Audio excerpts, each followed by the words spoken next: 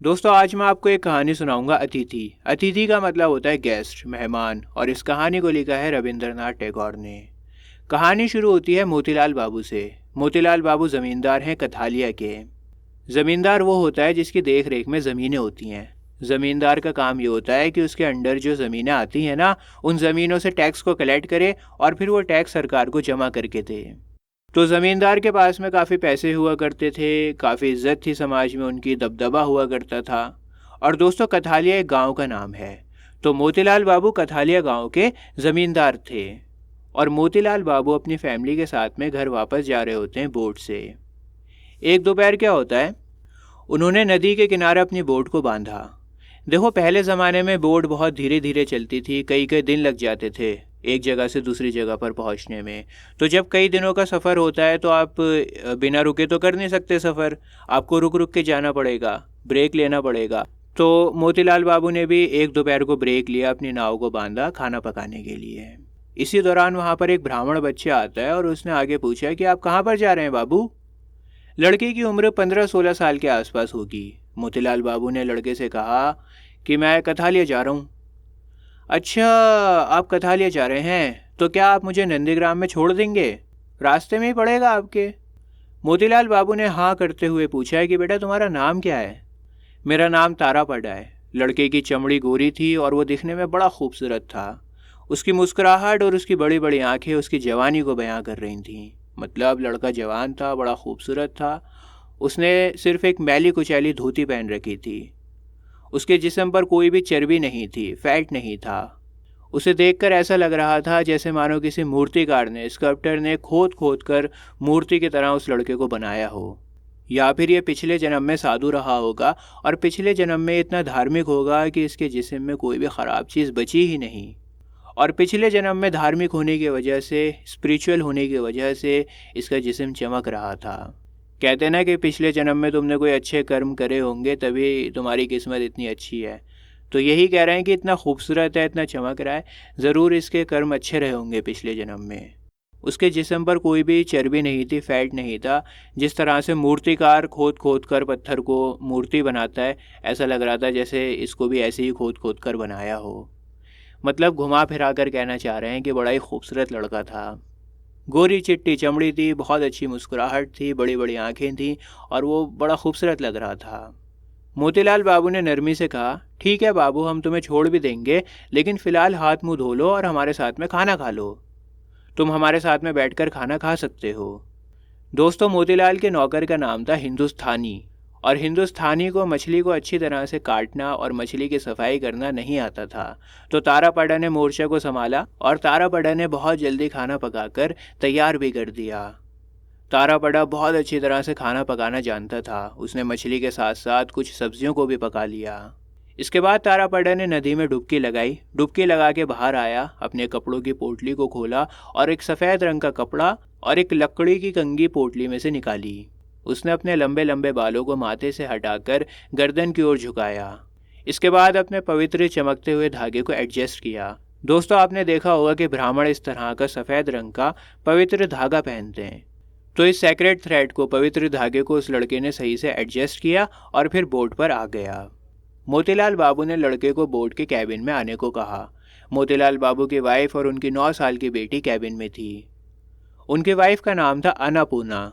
और अन्नपूर्णा ने जब तारापड़ा को देखा तो वो बहुत अट्रैक्ट हो गई उस लड़के को देखकर और सोचने लगी कि ये किसका बेटा है और ये कहाँ से आया है, इसकी माँ कैसे इसे लवारिसों की तरह यूँ छोड़ सकती है। कई तरह के सवाल आने लगे। अन्नपूर्णा ने मोतीलाल और उस लड़के के लिए मैट्स को बिछाया ताकि वो दोनों पास पास में बैठ सकें। तारापड़ा की डाइट, उसकी खुराक ज़्यादा नहीं थी, मतलब वो ज़्यादा खाता नहीं था। अन्नपूर्णा को लगता था कि शायद ये लड़का शर्मा रहा है, शर्म की वजह से नहीं खा पा रहा। तो वो कहने लगी कि बेटा ये लो, ये खाओ, खाते क्यों नहीं हो, लो ना। लेकिन एक बार जब तारापड़ा ने खाना बंद कर दिया तो फिर उसके बाद और कुछ नहीं खाया। तारापड़ा हर एक काम अपनी इच्छा के अनुसार कर रहा था, लेकिन इतनी अच्छी तरह से, नम्रता से वो हर काम को कर रहा था, ऐसा लग ही नहीं रहा था कि वो ज़िद्दी है। और शर्मीला तो वो बिल्कुल भी नहीं था। जब सब लोगों ने खाना खा लिया तब अन्नपूर्णा लड़के के पास में आके बैठी और उसके बैकग्राउंड के बारे में पूछा, तुम कहाँ से हो, कौन हो, क्या हो। लेकिन अन्नपूर्णा को उस लड़के के बारे में कोई ख़ास जानकारी हासिल ना हुई। उसे सिर्फ इतना ही जानने को मिला कि तारापड़ा 7-8 साल की उम्र में अपनी मर्जी से घर छोड़कर भाग गया था। अन्नपूर्णा ने पूछा कि बेटा, क्या तुम्हारी माँ जिंदा है?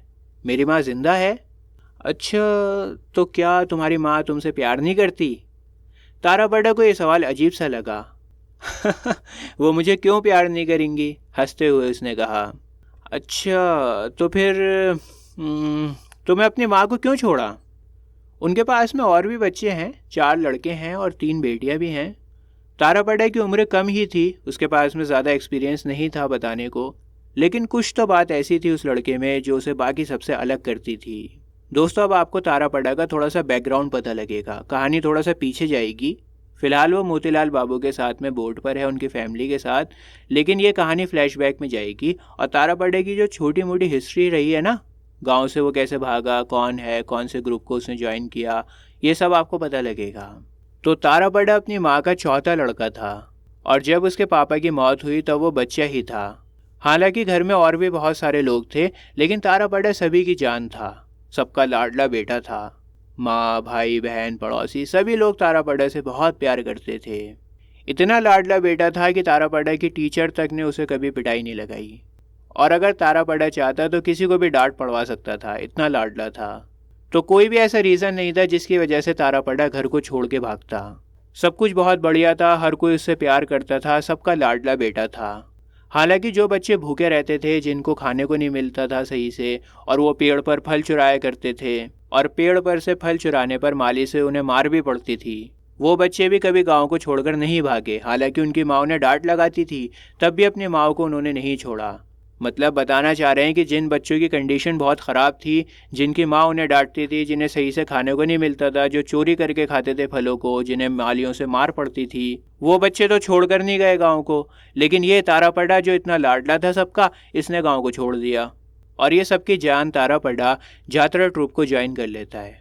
दोस्तों, जात्रा ट्रूप मतलब फॉक थिएटर, जो नाटक दिखाते हैं ना गलियों में, मोहल्लों में, इस तरह के जो नाटक होते हैं ना ग्रुप्स में, उन्हें कहते हैं जात्रा ट्रूप। तो तारापड़ा बिना कुछ सोचे समझे गांव से भाग गया, जात्रा ट्रूप के साथ में चला गया। अब पूरे गांव में तहलका मच गया, सभी लोग ढूंढने लगे कि तारापड़ा कहाँ है, तारापड़ा कहाँ है, और तारापड़ा को वो ढूंढ के वापस लेकर भी आ गए। माँ ने तारापड़ा को अपनी छाती से कस के बांध लिया और माँ के आंसुओं ने तारापड़ा को भिगो दिया। तारापड़ा की बहनें भी रो रही थीं। हालांकि बड़ा भाई फादर की तरह बिहेव करने की कोशिश कर रहा था, लेकिन बड़े भाई से भी ज़्यादा देर तक सख्त बना हुआ नहीं रहा गया। वो भी पिघल गया, ज़्यादा देर तक सख्त नहीं रहा गया उसे, और तारापड़ा का खुली बाहों से स्वागत किया उसने। औरतों ने तारापड़ा को अपने घर में बुलाया और भी ज़्यादा प्यार जताया, लेकिन तारापड़ा को इस मोह माया से, इन प्यार के बंधनों से ऊपर उठना था। वो अपने आप को इन बंधनों में बांध कर नहीं रखना चाहता था। वो तो दुनिया में आया ही इसलिए था ताकि वो घूम सके, इधर से उधर भटक सके, एक्सप्लोर कर सके। अगर तारापड़ा किसी अजीब सी दिखने वाली नाव को देखता नदी में, या फिर अगर वो किसी सन्यासी को देखता जो कहीं दूर से आया हो, या फिर अगर नदी के किनारे जिप्सीज को बैठा हुआ देखता। दोस्तों, जिप्सीज एक ट्राइब होती है, हिंदी में कहते हैं कंजर ट्राइब। तो अगर जिप्सीज नदी के किनारे पर बैठे होते और वो जिप्सीज कालीन या फिर टोकरियाँ बना रहे होते, तो तारापड़ा बड़ा एक्साइटेड हो जाता था। उसका मन करता था कि वो सब कुछ छोड़ छाड़ कर भाग जाए और दुनिया को एक्सप्लोर करे, दुनिया को घूमे, अलग अलग चीज़ों को सीखे। दोस्तों, जब तारापड़ा घर से 2-3 बार भाग गया तो फिर उसकी फैमिली और गांव वालों ने भी हार मान ली। सब लोग समझ गए थे कि तारापड़ा अब रुकने वाला नहीं है, ये तो भाग ही जाएगा, ये नहीं रुकेगा गांव में। दोबारा से तारापड़ा ने जात्रा ट्रूप को ज्वाइन कर लिया। जात्रा ट्रूप मैंने आपको बताया जो नाटक करते हैं।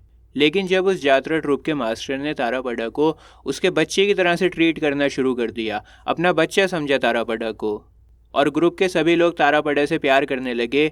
और यहाँ तक कि जब तारापड़ा नाटक करने जाता था तो वहाँ की घरों की औरतें, वो औरतें भी तारापड़ा को देखकर बड़ा एक्साइटेड होने लगीं।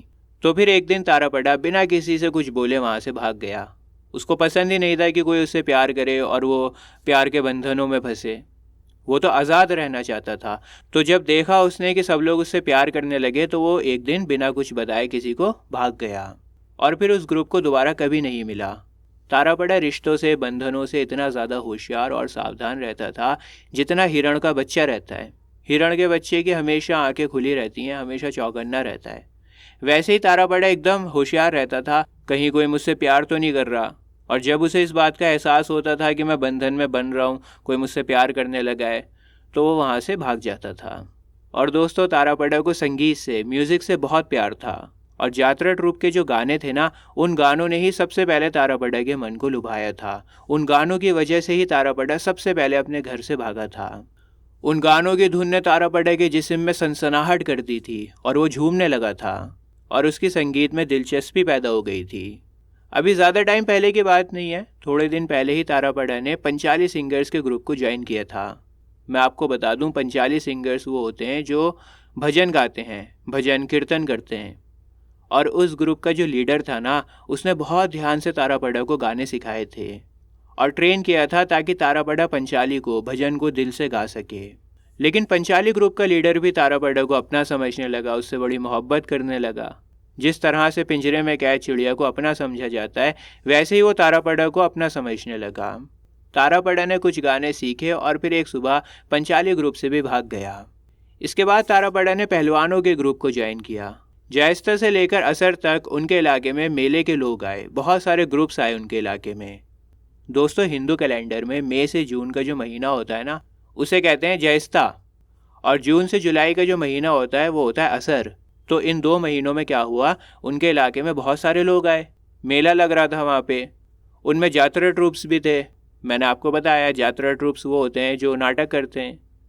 पंचाली सिंगर्स भी वहाँ पर आए, पंचाली सिंगर्स जो भजन करते हैं, कीर्तन करते हैं। बार्ड्स आए, बार्ड्स का मतलब है कवि, पोएट्स, डांसर्स आए और स्टॉल होल्डर्स भी आए।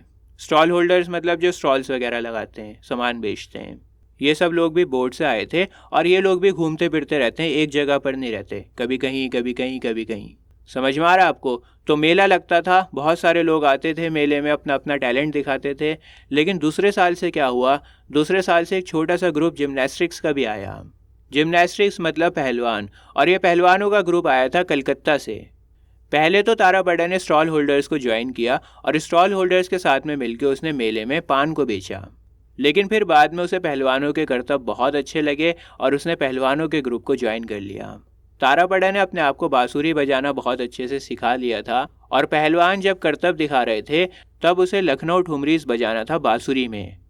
दोस्तों, ठुमरी एक तरह का म्यूज़िक होता है इंडियन क्लासिकल म्यूज़िक में, और लखनऊ ठुमरीज का मतलब है कि वो ठुमरी, वो म्यूज़िक लखनऊ में डेवलप हुआ है, इसलिए उसका नाम है लखनऊ ठुमरीज। तो पहलवानों के करतब में तारापड़ा को लखनऊ ठुमरीज बजाना था बांसुरी से। और दोस्तों, मैं आपको बता दूं, ये जो पहलवानों का ग्रुप था ना, ये सबसे रिसेंट था जिसे तारापड़ा ने छोड़ा था। पहलवानों का ग्रुप छोड़कर अब ये आया था मोतीलाल बाबू के पास में। दरअसल तारापड़ा ने ऐसा सुना था कि नंदीग्राम के ज़मींदार ने एक एमेटर जात्रा ट्रूप बनाया है, बहुत बड़ा ग्रुप बनाया है। एमेटर का मतलब होता है जिसमें स्किल्स नहीं होते, जो थोड़ा कच्चा होता है, जिसको सही तरह से काम करना नहीं आता। तो जब तारापड़ा ने ऐसा सुना कि नंदीग्राम में बहुत बड़ा जात्रा ट्रूप बना है और वो जात्रा ट्रूप ज़मींदार ने बनाया है, तो फिर उसका वहाँ जाने का मन हुआ। और फिर रास्ते में उसकी मुलाकात हुई मोतीलाल बाबू से। तभी उसने पूछा कि सर, क्या आप नंदीग्राम पर जा रहे हैं, मुझे छोड़ देंगे रास्ते में? तो अब आपके समझ में आ रहा होगा कि कैसे तारापड़ा इधर से उधर घूम रहा था, कभी किसी ग्रुप को ज्वाइन कर रहा था, कभी किसी ग्रुप को ज्वाइन कर रहा था, और फिर फाइनली वो मोतीलाल बाबू से मिला जिन्होंने अपनी बोट को किनारे पे लगा रखा था खाना खाने के लिए। हालांकि तारापड़ा के बहुत सारे लोगों के साथ में कनेक्शंस रहे, लेकिन फिर भी उसका नेचर करप्ट नहीं हुआ। बोलते हैं ना कि आप जिन लोगों के साथ में रहते हो वैसे ही हो जाते हो। आप ख़राब लोगों के साथ में रहोगे तो ख़राब हो ही जाओगे। अब तारापड़ा इतने सारे लोगों के साथ में रहा है, बहुत सारे लोग ख़राब भी होंगे, लेकिन उन ख़राब लोगों का उसके नेचर के ऊपर कोई भी असर नहीं हुआ। वो तो सबसे जुदा था, उसका किसी से कोई अटैचमेंट हुआ ही नहीं। तारापड़ा ने बहुत गंदी लैंग्वेज भी सुनी, भयानक दृश्य भी देखे उसने, लेकिन उन गंदे एक्सपीरियंसेस के लिए उसके माइंड में कोई भी जगह नहीं थी। जिस तरह से स्वैन होता है ना, स्वैन गंदे पानी में तैरता है, उसके बाद भी उसके जो पर होते हैं वो वाइट ही रहते हैं, गंदे नहीं होते, उसके पर हमेशा सफ़ेद ही रहेंगे। बिल्कुल वैसे ही तारापड़ा चाहे कितने ही गंदे लोगों से मिले, उसका कैरेक्टर हमेशा अच्छा रहेगा। इस भगोड़े लड़के तारापड़ा के हाव भाव में, एक्सप्रेशंस में एक अलग ही मासूमियत थी। वो मासूमियत बहुत ही प्योर थी, बहुत ही नेचुरल थी। मोतीलाल बाबू, जिन्होंने घाट घाट का पानी पी रखा है, बहुत एक्सपीरियंस्ड हैं, ज़मींदार हैं, उन्होंने भी जब तारापड़ा को देखा तो देखते ही तुरंत इनवाइट कर लिया। कोई सवाल नहीं पूछा कि तुम कौन हो, कहाँ से आए हो, फ़ौरन उसकी मासूमियत देखकर उसको इनवाइट कर लिया और बहुत नम्रता से पेश आए। दोस्तों अब तारापड़ा मोतीलाल बाबू और उनकी फैमिली के साथ में था और दोपहर में उनकी बोट चलना शुरू हो गई। अन्नपूर्णा जो कि मोतीलाल बाबू की वाइफ हैं, उन्होंने तारापड़ा से क्वेश्चन पूछने चालू रखे। वो उसके घर के बारे में, उसके परिवार के बारे में पूछ रही थी, लेकिन तारापड़ा नपतुला जवाब दे रहा था। मतलब ज़्यादा डिटेल में नहीं बता रहा था, हाँ ना करके जवाब दे रहा था, बहुत कम बोल रहा था। सवाल जवाब के सिलसिले को ख़त्म करने के लिए तारापड़ा बोट की डेक के ऊपर चला गया। डेक देखो ये होती है बोट की, यहाँ पर आ गया ताकि अन्नपूर्णा उससे सवाल ना करे। फिर थोड़ी देर के बाद तारापड़ा बोट की छत पर जाके बैठ गया, जहाँ पर पर्दा लगा हुआ होता है ना बोट में, सेल होता है, उस पर्दे की छांव में जाके बैठ गया। बोट जहाँ से गुजर रही थी वो नज़ारे बहुत खूबसूरत थे। झुकी हुई घास दिखाई दे रही थी, जूट के खेतों में पानी भरा हुआ था, थान के खेतों में पानी भरा हुआ था और पतले रास्ते घाट की ओर से आ रहे थे और गांव पेड़ पत्तों के साए में ढका हुआ था। मतलब बहुत ही हरियाली थी वहाँ पे। ये पानी, ज़मीन, आसमान, ये नज़ारे देखकर तारापड़ा उस नेचर से जुड़ गया, उसे बड़ा अच्छा लग रहा था। तारापड़ा नाव के हेम्समैन और ऑसमैन से बात करने लगा। दोस्तों मैं आपको बता दूं, जो नाव को डायरेक्शन देता है ना, गाइड करता है कि नाव को कहाँ जाना है कहाँ नहीं जाना, उसको बोलते हैं हेम्समैन। और जो रोइंग करता है, ये जो डंडा होता है इसको चलाता है, रोइंग करता है, इसे बोलते हैं ओसमैन। तो इन दोनों से तारापड़ा बातें करने लगा। कभी कभी तारापड़ा खुद डंडा ले लिया करता था और बोट को चलाने लगता था, या फिर जब हेम्समैन को स्मोक चाहिए होता था तो वह हेम्समैन की भी मदद कर दिया करता था। कुल मिलाकर कहना चाह रहे हैं कि तारापड़ा नाव को चलाने में बहुत अच्छी तरह से मदद कर रहा था। रात होने से पहले अन्नपूर्णा ने तारापड़ा को बुलाया और उससे पूछा कि तुम रात को क्या खाना पसंद करोगे। जो भी मिल जाएगा वही खा लूँगा, मैं हर दिन खाना नहीं खाता हूँ। अन्नपूर्णा को बहुत बुरा लग रहा था। वो सोच रही थी कि मैं इतनी अच्छी तरह से इससे बिहेव कर रही हूँ, इतना ख्याल करने की कोशिश कर रही हूँ, और एक ये तारापड़ा है एकदम अकड़ू, प्यार जता ही नहीं रहा।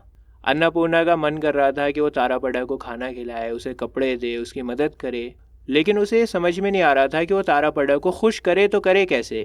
तारापड़ा तो इम्प्रेस होता ही नहीं है। अब अन्नपूर्णा ने अपने प्यार को जताने के लिए क्या करा, नौकरों को बुलाया और नौकरों से कहा कि दूध और मिठाई लेकर आओ।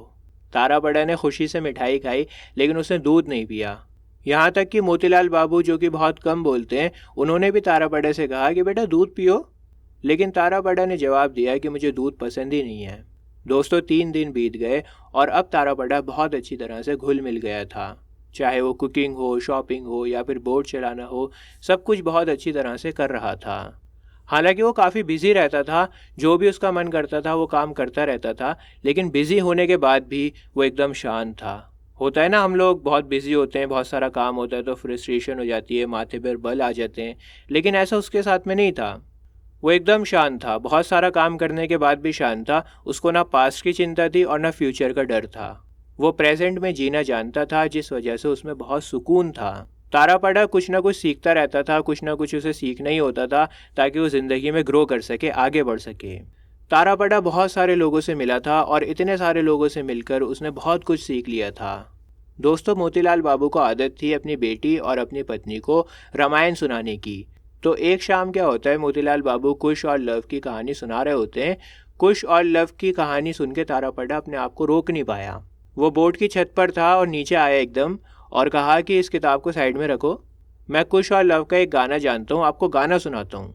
किताब को साइड में रखो, मैं तुम्हें कुश और लव का गाना सुनाता हूँ, उस गाने को सुनो। तो तारापड़ा ने पंचाली शुरू करी। मैंने बताया था ना आपको कि पंचाली का मतलब होता है भजन, और उसकी आवाज़ इतनी मधुर थी जैसे मानो बांसुरी। उसकी आवाज़ मानो बहने लगी और उसका गाना सुन के ना सब लोग आ गए। हेम्समैन भी आ गया, ओसमैन भी आ गया। ये लोग बोट चलाते हैं लेकिन बोट को छोड़कर गाना सुनने के लिए आ गए। शाम हो रही थी, लोग हंस रहे थे, खुश हो रहे थे, और उस शाम में दर्द भी था, म्यूज़िक भी था। आसपास से जो नाव जा रही थी वो लोग भी तारापड़ा का गाना सुनने लगे कान लगा के। और जब पंचाली ख़त्म हुई ना तो सबने गहरी सांस भरी। सब लोग चाह रहे थे कि ये भजन कभी ख़त्म ही ना हो, तारापड़ा यूं ही गाता रहे गाता रहे। अन्नपूर्णा को तो इतना प्यार आ रहा था, उसकी आंखों में आंसू आ गए थे और वो चाह रही थी कि तारापड़ा को सीने से लगा ले, सीने से लगा ले और अपने चेहरे को तारापड़ा के बालों में ढक दे। मोतीलाल बाबू सोचने लगे कि क्या कोई ऐसा रास्ता हो सकता है जिससे मैं इस बच्चे को अपने पास में ही रख लूँ। मेरा कोई भी बेटा नहीं है और मेरे बेटे की कमी को तारापड़ा पूरा कर देगा, तो क्या कोई ऐसा तरीका है जिससे ये मेरे पास में रुक जाए। लेकिन दोस्तों मोतीलाल की जो छोटी सी बेटी थी ना, उसका नाम था चारू शशि। वो तारापड़ा से बड़ी नफरत करने लगी, बड़ा जलने लगी। चारू शशि अपने माँ बाप की एक लौती बेटी थी और उसे लगता था कि उसके माँ बाप का सारा प्यार, उसके माँ बाप की सारी अटेंशन पर सिर्फ उसी का हक है। किसी और को उसके माँ बाप का प्यार या अटेंशन नहीं मिलनी चाहिए। चारू शशि क्योंकि एक लौती बेटी थी घर की, इसलिए इसे जो कुछ भी चाहिए होता था ना, वो इसे मिल जाया करता था। कभी खाने का कुछ चाहिए, कभी कपड़े चाहिए, कभी कुछ और चाहिए। इसके नखरे और इसकी फरमाइशें होती रहती थीं। बहुत नखरे थे इसके, कभी इसको ऐसा हेयर स्टाइल चाहिए, कभी वैसा हेयर स्टाइल चाहिए। अब क्योंकि वो एक लौती बेटी थी, तो जो भी चाहती थी वो उसको मिलता था। उसकी हर जिद को पूरा किया जाता था। दोस्तों जब भी चारू शशि को बाहर जाना होता था ना, पार्टी वगैरह में इनवाइट किया जाता होगा उसको, तो उसकी माँ बड़ा डर जाती थी, क्योंकि चारू शशि ऐसे कपड़ों की डिमांड करती थी जिन्हें पूरा करना नामुमकिन सा था।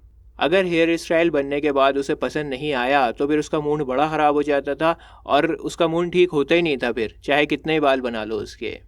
और वो नखरे करना शुरू कर देती थी, और इस तरह का बिहेवियर उसका हर चीज़ को लेकर था। लेकिन जब कभी उसका मूड अच्छा होता था ना, तो वो मान भी जाती थी। मूड अच्छा होता था तो माँ को प्यार करती थी, उसको हग करती थी, किस करती थी, और खूब हंसती थी अपनी माँ के साथ में। तो ये लड़की ना एक पहेली की तरह थी। अगर इसका मूड ख़राब हो रहा है तो बड़ा ही ख़राब होगा, बहुत नखरे होंगे, बड़ा गुस्सा आएगा, बड़ी फ्रस्ट्रेशन होगी। लेकिन अगर इसका मूड अच्छा है तो फिर इससे अच्छी कोई लड़की ही नहीं है दुनिया में। दोनों तरफ एक्सट्रीम है और एक पहेली है ये लड़की। कुछ नहीं पता कि इसका मूड कब कैसा हो जाए। लेकिन अब उस लड़की का मूड बहुत ज़्यादा ख़राब हो गया था और वो बहुत नफ़रत करने लगी थी तारापड़ा से। वो नहीं चाहती थी कि उसके पेरेंट्स की अटेंशन किसी और को मिले, तो बहुत जलने लगी तारापड़ा से, और अपने माँ बाप की ज़िंदगी इसने बड़ी मुश्किल बना दी। जब भी खाना लगता तो मुंह सिकोड़ लेती, खाना नहीं खाती, नखरे करती और खाने की प्लेट को साइड में खिसका देती।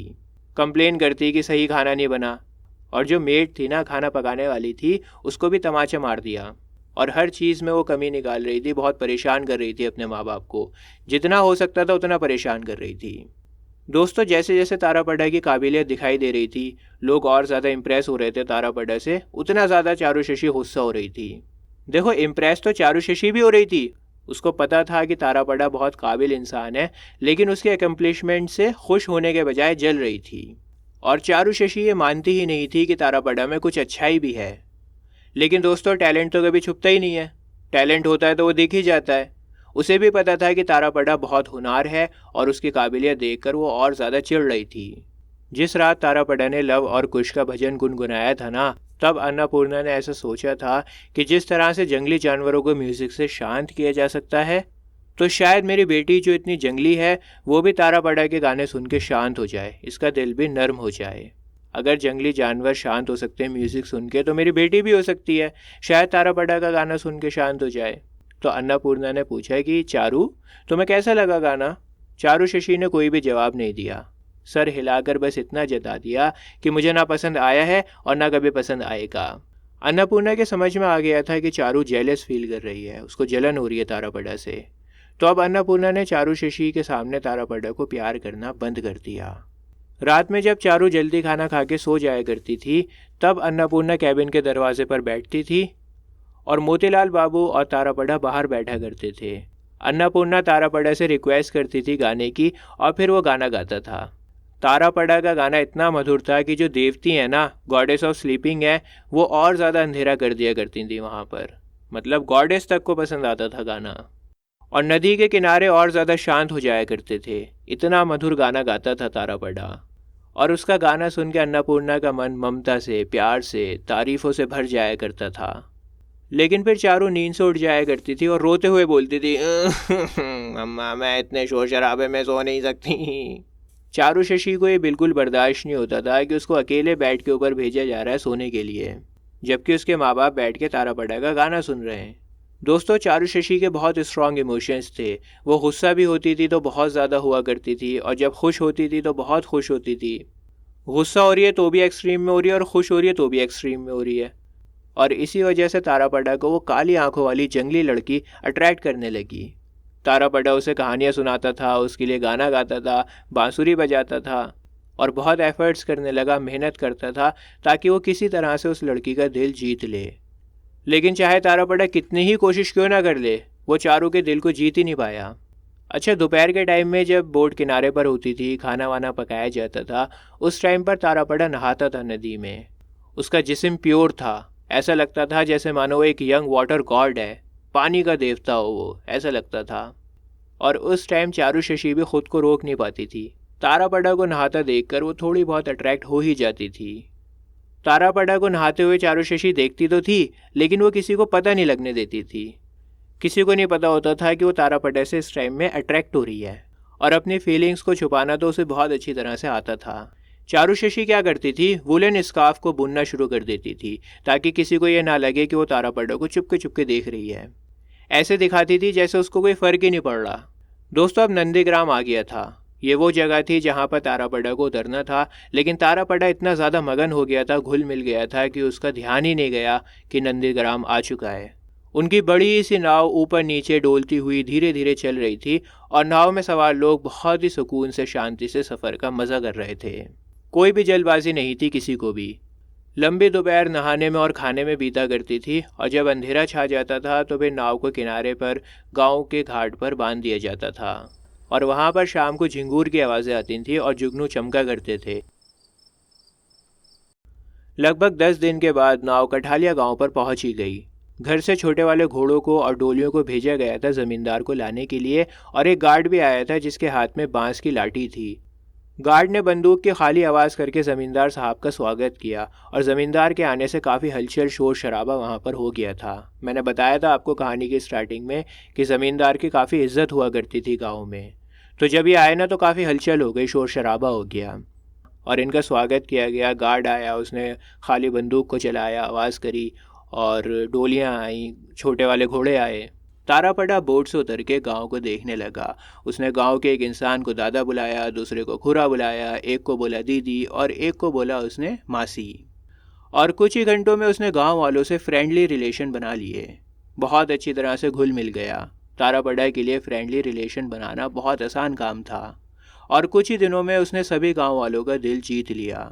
हर किसी के साथ में तारापड़ा का नेचर एक जैसा ही था। हालांकि वो सबसे अलग था, लेकिन फिर भी वो किसी भी सिचुएशन में या किसी भी काम में ढल जाता था। जब कोई काम करता था तो ऐसा लगता नहीं था कि वो कोई अलग इंसान है। लड़कों के साथ में वो लड़कों जैसा होता था। हाँ, एक अलग बात तो थी उसमें, कुछ यूनिकनेस तो थी उसमें जो उसे बाकी लड़कों से अलग करती थी, लेकिन फिर भी वो जब लड़कों के साथ में रहता था तो लड़कों जैसा ही बन के रहता था। बूढ़े लोगों के साथ में वो लड़कों जैसा तो नहीं था, लड़कों जैसा बचकाना तो बिहेव नहीं करता था, लेकिन इतना ज़्यादा मैच्योर भी नहीं होता था। जानवरों को चराने वाले जो हुआ करते थे उनके साथ में जानवरों को चराने वाला ही बन के रहता था, लेकिन जानवर चराते हुए भी उसकी आइडेंटिटी कभी खोती नहीं थी। वो ब्राह्मण ही था। मतलब बोलना चाह रहे हैं कि वो हर इंसान में घुल मिल जाया करता था, जिस इंसान से भी मिलता था वैसे ही हो जाता था, लेकिन फिर भी अपनी आइडेंटिटी को नहीं खोता था। उसका जो करैक्टर है, उसकी जो यूनिकनेस है, वो हमेशा वैसी रहती थी। वो जो भी काम करता था इतना बढ़िया तरह से करता था जैसे मानो सारी ज़िंदगी यही काम करता आ रहा हो। मिठाई की दुकान पर वो बातें बनाया करता था। मिठाई वाला बोलता था कि थोड़ी देर के लिए मैं जा रहा हूँ, मेरी दुकान को संभाल लो। मैं बस यूँ गया और काम ख़त्म करके आया, ज़्यादा टाइम नहीं लगेगा। और अपना तारापड़ा बिल्कुल खीरे की तरह ठंडा था, और वो मिठाई की दुकान को संभाल लिया करता था, और पत्ते से मक्खियों को उड़ाया करता था ताकि वो मक्खियाँ मिठाई के ऊपर ना बैठें। यहाँ तक कि तारापड़ा खुद मिठाई को बना भी सकता था। इसके अलावा तारापड़ा को थोड़ी बहुत बुनाई करनी भी आती थी, और वो मिट्टी के बर्तन भी बनाना थोड़ा बहुत जानता था। पूरे गांव में तारापड़ा का राज हो गया था, हर कोई उसे जानता था। बस एक ही लड़की थी जिसकी नफरत को वो प्यार में बदल ना सका। शायद तारापड़ा इस गांव में इतने दिन तक रुका हुआ अभी इसी वजह से है क्योंकि चारू शशि ये चाहती थी कि तारापड़ा जल्दी से जल्दी गांव को छोड़कर चला जाए। दोस्तों, चारू शशि अब ये साबित कर रही है कि एक लड़की को समझ पाना कितना मुश्किल काम है। भले ही वो लड़की छोटी बच्ची क्यों ना हो, कितना मुश्किल होता है लड़कियों को समझ पाना।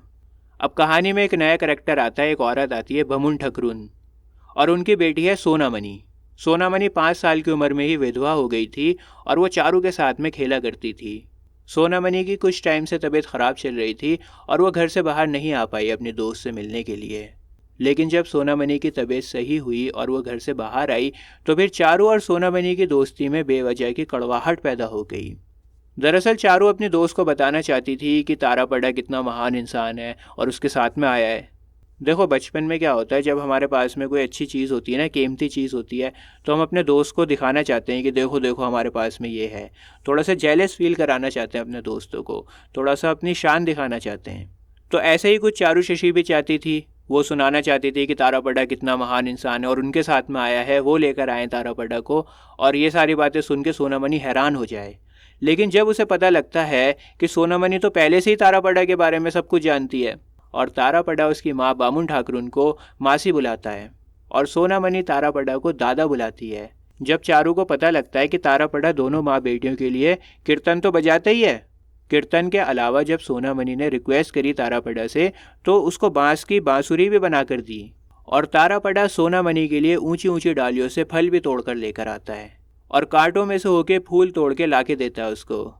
जब चारू को ये सारी बातें पता लगी कि तारापड़ा को ये लोग इतनी अच्छी तरह से जानते हैं और तारापड़ा इनके लिए सब कुछ करता है, इतने सारे एफर्ट करता है, तो फिर चारू के दिल पर मानो तीर लगे हों। बहुत बुरा लग रहा था उसको। चारू ने तो सोचा था कि तारापड़ा सिर्फ उन्हीं की फैमिली का है, और वो चाहती थी कि तारापड़ा सिर्फ उन्हीं के साथ में रहे, बाकी लोग उसे दूर से देखें, सब आम लोग उसे दूर से देखें और उसे कभी पा ना सकें।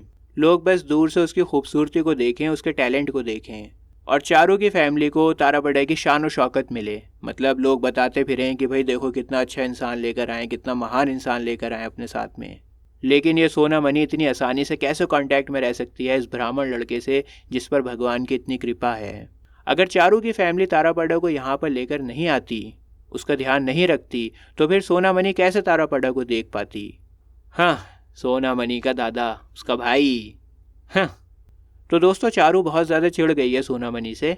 उसे चिढ़ हो रही है कि वो तारापड़ा से इतना ज़्यादा घुल मिल कैसे सकती है। तारापड़ा को तो हम लेकर आए हैं, वो तो सिर्फ हमारा है। लेकिन अब सवाल ये उठता है कि चारू जो इतनी नफरत करती थी तारापड़ा से, भला वो क्यों ऐसे बिहेव करने लगी कि तारापड़ा पर सिर्फ उसी का हक है। कुछ देर बाद चारू की सोनामणि से दोबारा से खामा की बहस हो गई। वो भागी हुई तारापड़ा के कमरे में गई और तारापड़ा की प्यारी सी बांसुरी को ढूंढा कमरे में, और बांसुरी पर जोर से कूद पड़ी। जोर जोर से कूदकर उसको तोड़ दिया। जब तारापड़ा वापस आया तब भी चारू उसकी बांसुरी के ऊपर कूद रही थी। तारापड़ा ये सब देखकर बहुत हैरान था। उसे समझ में नहीं आ रहा था कि ये लड़की क्यों ये सब कर रही है।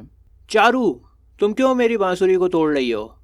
मैं इसे खराब करना चाहती हूँ, मैं इसको खराब करूंगी। लाल आंखों और गुस्से से भरे चेहरे से उसने चिल्ला कर कहा। बांसुरी टूट चुकी थी, लेकिन फिर भी वो टूटी हुई बांसुरी पर चढ़ी हुई थी, और इसके बाद वो जोर जोर से रोने लगी और कमरे से भाग गई। तारापड़ा ने टूटी हुई बांसुरी को उठाया, टोल मटोल कर देखा, लेकिन अब वो बांसुरी किसी भी काम की नहीं थी।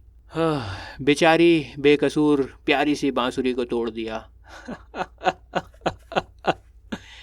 तारापड़ा चारू के बेतुकेपन पर हंसने लगा, और इस तरह की बेतुकी हरकतें चारू शशि रोज रोज करने लगी तारापड़ा के साथ, और तारापड़ा को बहुत इंटरेस्ट आने लगा। उसको मज़ा आ रहा था ये सब बेवकूफ़ियाँ देखकर। दोस्तों तारापड़ा को अब एक नया शौक़ चढ़ा था, और वो शौक़ था अंग्रेज़ी का। मोतीलाल बाबू की लाइब्रेरी में जो इंग्लिश में लिखी हुई बुक्स थी ना, उनको पढ़ने में तारापड़ा बहुत इंटरेस्टेड था। तारापड़ा को दुनिया का वैसे तो बहुत ज़्यादा ज्ञान था, लेकिन दुनिया की बनी इन तस्वीरों को वो समझ ही नहीं पा रहा था। मतलब जो इंग्लिश की किताबें थी ना, वो उसको समझ में ही नहीं आ रही थी। ज्ञान तो बहुत था दुनिया भर का, लेकिन इतना नहीं था कि वो इंग्लिश को समझ सके। तारापड़ा ने कोशिश करी कि वो इमेजिनेशन करके समझ सके, लेकिन उसकी कोशिश नाकाम हुई। जब मोतीलाल बाबू ने देखा कि तारापड़ा को इंग्लिश की किताबों में दिलचस्पी हो रही है, तो फिर एकदम उन्होंने पूछा, क्या तुम इंग्लिश सीखना चाहोगे? अंग्रेज़ी सीख जाओगे ना, तो फिर ये तस्वीरें तुम्हारे समझ में आ जाएंगी। हाँ, मैं पढ़ना चाहता हूँ इंग्लिश। दोस्तों मोतीलाल बाबू ने खुशी खुशी सेकेंडरी स्कूल के हेडमास्टर को रख लिया था, जिसका नाम था राम रतन बाबू। राम रतन बाबू हेडमास्टर थे सेकेंडरी स्कूल के, और अब ये तारापड़ा को हर शाम को इंग्लिश सिखाएंगे। दोस्तों आज मैंने आपको बहुत सारी कहानी सुना दी है, थोड़ी सी कहानी रहती है अभी, उसको हम आगे के पार्ट्स में सुनाएंगे। तो अगर आपको अतिथि की आगे की कहानी सुननी है तो अभी आपकी स्क्रीन के ऊपर जो वीडियो आ रही है ना, इसके ऊपर आप क्लिक करो। ये अतिथि का सेकंड पार्ट है। मिलता हूँ आपसे किसी और वीडियो में। जय हिंद।